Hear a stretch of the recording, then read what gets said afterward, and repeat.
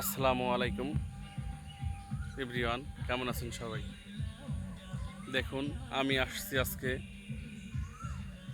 বড়চরবীরনগর মেসোকাটা পদ্মা নদীতে যাওয়ার একটি গ্রামীণ রাস্তা।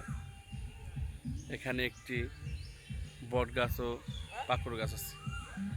তার নিচে দেখুন কি সুন্দর একটি দৃশ্য।